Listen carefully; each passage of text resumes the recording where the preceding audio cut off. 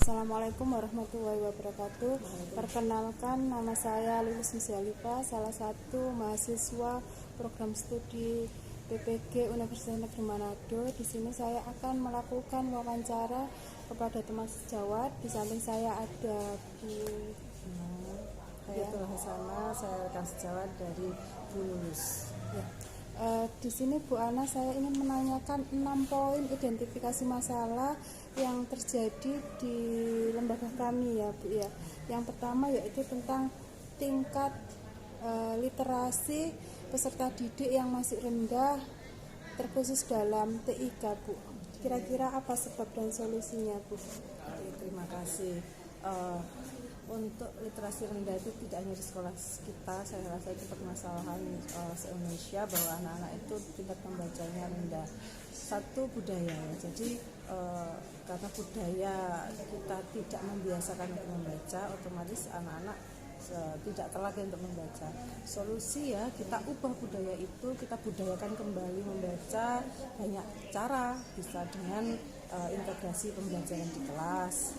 Kemudian kita buat program khusus membaca yang berbasis IT, karena yang sekarang kita fokuskan adalah yang berbasis TIK ya, IT. Mungkin program-program membaca 5 menit sebelum pembelajaran dengan menggunakan media HP, karena kita juga ada perpustakaan digital, kita memiliki iPusnas, perpustakaan yang ada di Play Store, bisa kita unduh untuk meminjam melakukan literasi digital ya Bu. Literasi digital seperti itu. Yang kedua Bu, bagaimana apa yang menyebabkan pembelajaran tutor sebaya pada peserta didik dalam pembelajaran praktikum ini belum optimal Bu? Tutor sebaya, untuk mengetahui siapa yang berhak untuk menjadi tutor sebaya atau tidak, tentu kita perlu asesmen dulu. Kita perlu mendiferensiasikan peserta didik kita. Nanti kita analisis mana yang memiliki readiness atau kesiapan belajar yang lebih. Ketika anak sudah didiagnostik karakternya, dia memiliki kesediaan belajar, kesiapan belajar yang lebih dari yang lain, maka bisa kita jadikan tutor sebaya. Atau ketika kita menggunakan analisis ulangan, misalnya anak yang mendapat nilai rentang atas bisa menjadi tutor sebaya kepada teman-temannya yang nilainya masih kurang. Jadi setelah didiagnosis, ketemu anaknya, baru kita bisa menerapkan pembelajaran dengan tutor sebaya atau dengan model-model jigsaw atau yang lain yang kita gunakan tutor sebaya untuk membantu mereka. Perlu kegiatan itu dulu untuk mengetahui karakteristiknya siapa yang bisa menjadi tutor sebaya, karena kita nggak mungkin semerta-merta menunjuk anak ini tutor sebaya tanpa kita ketahui dulu ya, tanpa kita ketahui ini kelebihannya apa kok menjadi tutor sebaya. Terima kasih. Selanjutnya Bu Ana, yang ketiga yaitu kurangnya kepedulian orang tua terhadap hasil belajar dan perkembangan peserta didik di sekolah. Kira-kira saat ini apa yang menjadi penyebabnya?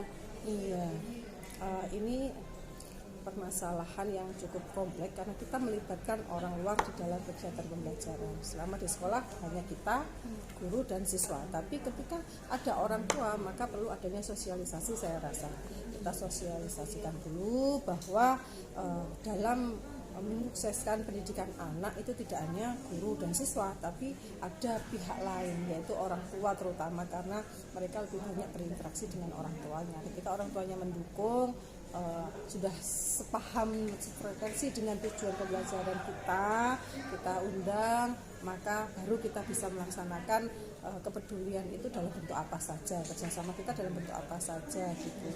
Mungkin untuk contoh kecil, seandainya kita sudah melakukan sosialisasi, mungkin dengan rapot akademik per hari, tanda tangan hari ini anak sudah sholat, hari ini anak sudah mengerjakan PR, hari ini seperti anak jurnal diary gitu yang sudah diceklis atau ditanda tangan di orang tua. Atau bisa jadi ketika setelah ulangan ulangan harian gitu, ada lembar umpan balik, satu kotak khusus, nggak usah banyak-banyak gitu, tentang bagaimana komentar orang tua terhadap hasil evaluasi anaknya, mungkin dengan tanda tangan dan sedikit komentar apa yang masukan yang baik untuk anaknya dan untuk kita dalam pembelajaran, atau forum komunikasi antara guru dan orang tua wali. Seandainya ada hal yang perlu segera kita selesaikan, ada forum itu. Forum bisa dalam bentuk WA group, dalam bentuk media sosial yang lain yang orang tua bisa langsung mengomunikasikan apa yang dikehendaki dengan guru mapel atau guru kelas atau BK atau wali kelas, entah forum apa namanya ya. Pokoknya forum komunikasi ya, yang berbasis digital itu ya Bu ya. Oke. Yang nomor 4 Bu Ana, ya ini guru belum memaksimalkan penerapan model-model pembelajaran inovatif. Kira-kira penyebabnya ini apa ini Bu? Oke. Saya rasa itu banyak faktor, banyak. Kalau kita analisis ketidakpahaman tentang model pembelajaran bisa jadi, atau mungkin tuntutan materi yang tidak memungkinkan, atau faktor ketidaktahuan antara model, metode, strategi pembelajaran, pendekatan pembelajaran itu apa. Jadi banyak faktor ya. Tapi ketika sudah dikatakan memang benar-benar tidak paham model. Jadi untuk menentukan model pembelajaran itu kan tidak semata-mata keinginan guru, tapi ada proses yang harus dilalui. Salah satunya kita analisis tujuan pembelajaran kita analisis konten materi ajar kita analisis capaian pembelajaran yang dituntut oleh kurikulum seperti apa. Kemudian kita analisis juga itu kan dari segi materi, kurikulum gitu ya. Kita tentukan dulu. Kadang model ini nggak cocok dengan materi ini cocoknya dengan mana kayak gitu. Kapan butuh konseptual, kapan butuh hasil, butuh proses, butuh proyek dan lain-lain sesuai dengan materi. Yang kedua, selain kita analisis materi, kita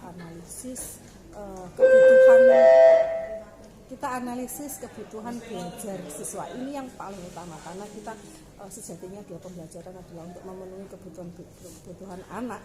Jadi kita analisis kebutuhan belajar siswa. Untuk menganalisis kebutuhan belajar ini mungkin dengan tadi proses diferensiasi. Kita tahu kesiapan belajar anak itu seperti apa, minat belajar anak itu bagaimana, kemudian setelah minat, profil belajar anak itu bagaimana. Nah, jika materi dan proses diferensiasi ini sudah bisa kita klopkan, maka kita bisa memilih model-model pembelajaran yang inovatif dan aplikatif dan berpihak pada anak. Siap Bu Ana. Wow, luar biasa ini penjelasannya ini. Yang kelima Bu, sering terjadi miskonsepsi peserta didik terhadap materi numerasi. Ini karena memang untuk ini ya asesmen ini kan tidak semua anak. Jadi tidak semua anak itu memahami literasi numerasi, khususnya yang numerasi ini ya. Numerasi dari katanya saja kan numerasi, berarti menomorkan. Banyak anak yang miskonsepsi dipikir numerasi itu hanya dengan angka, padahal tidak selalu begitu. Bisa dengan bagaimana sih kita berpikir secara struktural, tidak harus dengan angka, terstruktur. Bagaimana kita juga memang ada kaitannya dengan numerasi, ada kaitannya dengan literasi, menjadi satu sesuai dengan asesmen nasional ini kan ujiannya soalnya literasi numerasi, tapi perlu kita sosialisasikan, kita motivasi anak, kita beri contoh soal yang literasi numerasi ini kepada anak. Jadi semua anak akhirnya tahu tentang numerasi, tidak hanya anak-anak yang kebetulan terpilih oleh sistem untuk melakukan asesmen itu saja. Bisa dengan misalnya sehari-hari ulangan harian kita bentuk soal yang literasi numerasi gitu. Yang berbasis hot itu ya Bu Ana ya. Dan mengandung unsur literasi itu menggabungkan beberapa jadinya semacam STEM. Semacam STEM itu. Yang terakhir Bu Ana, pendapat Bu Ana bahwa guru belum optimal memanfaatkan inovasi dalam pembelajaran berbasis IT. Ya, sebenarnya kita sudah memiliki media. Kata kuncinya kan inovasi pembelajaran berbasis IT. Kita sekarang itu sebenarnya sudah sudah di taraf yang bagus sekali karena belajar dari COVID kemarin secara tidak langsung pembelajaran kita itu sudah IT loh. Iya. Membuat video pembelajaran yang di sekolah kita memakai kelas digital, mungkin beberapa sekolah lain juga memakai, tapi pasti punya ada sedikit perbedaan yang digunakan oleh masing-masing lembaga. Nah, kalau inovasinya ini saya rasa ya perlu adanya belajar mandiri dari gitu ya, seorang guru untuk belajar kan tidak hanya dengan workshop, bisa di mana saja, kapan saja sesuai dengan kebutuhan kita.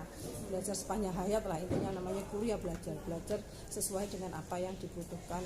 Kembali lagi kita memenuhi kebutuhan belajar siswa, kita tidak semerta-merta kemudian semuanya IT, nanti ada sisi lain yang tertinggal gitu. Jadi kita analisis siswa kita mumpuni enggak kalau pakai ini, analisis kebutuhan dulu, baru kita harus belajar mandiri, mengupdate pengetahuan kita tentang inovasi yang cocok dengan sekolah kita. Perlu membaca aset sekolah itu bagaimana, potensi sekolah bagaimana. Jadi kita ya sebisa mungkin belajar mandiri, tidak harus menunggu. Memang workshop di sekolah selalu ada ya, nanti kita bisa memasukkan tema inovasi pembelajaran, tapi saya rasa tidak cukup dengan itu karena kebutuhan setiap guru berbeda-beda. Mapel ini mungkin berbeda dengan mapel lain. Jadi lebih ke belajar mandiri, mulai dari diri untuk mau belajar mandiri dimanapun, kapanpun, dari mana saja sumbernya. Walaupun dari siswa kita sendiri ya Bu Ana ya. Kadang kita belajar dengan siswa nggak apa-apa. Anak-anak ternyata kok sudah robotiknya luar biasa.